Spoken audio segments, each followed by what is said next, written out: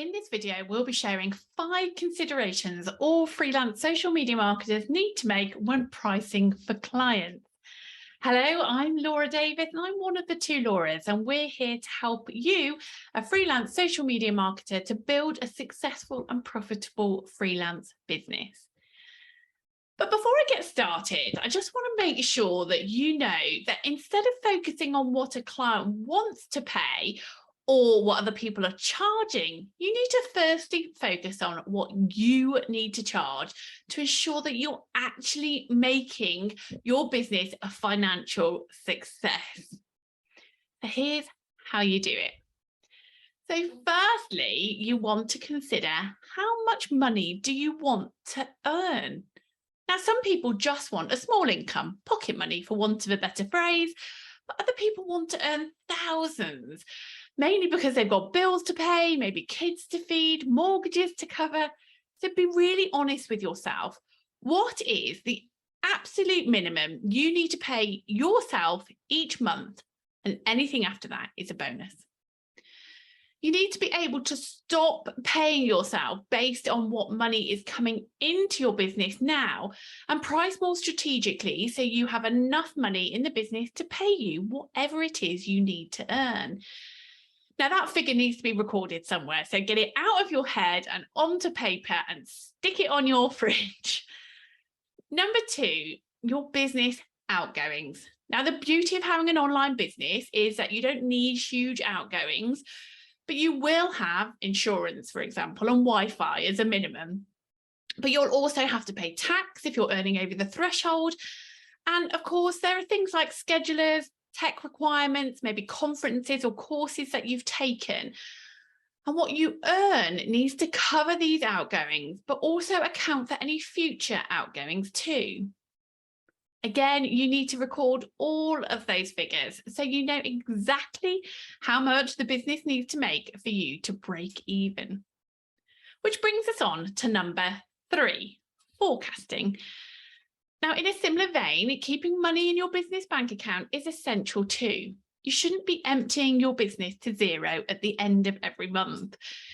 So you need to do some basic forecasting in your business and ask yourself, how much will I spend in the coming year on things like memberships or courses, Canva, schedulers, your pension contributions, etc., etc. Then just add those all up, divide by 12, and that means if you start putting that money aside each month, you will have money in your business going forward too. Now, we use Starling Bank. It's brilliant for things like this because you've got little spaces, you can put the money aside and you can't touch it then, and you can keep it for whenever you need it. We have a figure in our business that is effectively our zero.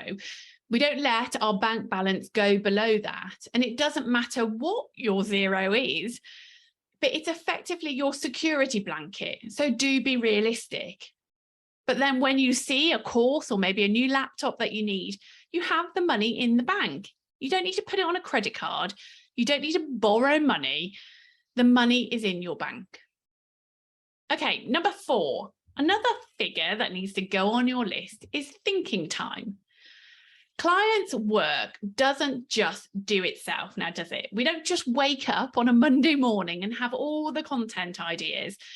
We research, we get inspiration, we spend time reviewing and learning from all the previous content, and we spend a lot of time thinking, even when we're officially off the clock.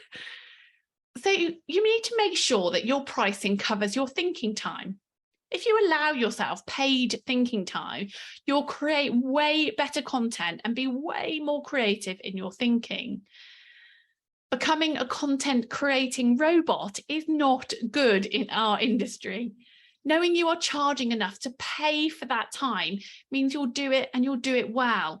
It means that you're allowing yourself time to think and create. Okay, so our 5th and final thing you need to include in your pricing is to make sure that when you're working on a price for a client, you also take into account the result you are going to be providing.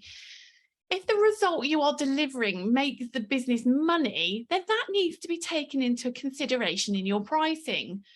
Remember that your clients are not paying for your time. They are paying for your knowledge and your expertise. And they want some sort of result. And that's where the value is. And that's where your profit lies. That's why some agencies will charge sky-high rates, because they have taken everything into account to ensure they cover all of their outgoings, to make a profit and get paid for the expertise that their team has and the results they are confident they can deliver. I can guarantee you that no agency making a ton of money will be asking another agency how much they should charge. So they're your 5 tips for considerations when you're working on your next proposal for your clients. If you've got any questions, do ask, and follow us here for more tips and tricks to help you grow your freelance business.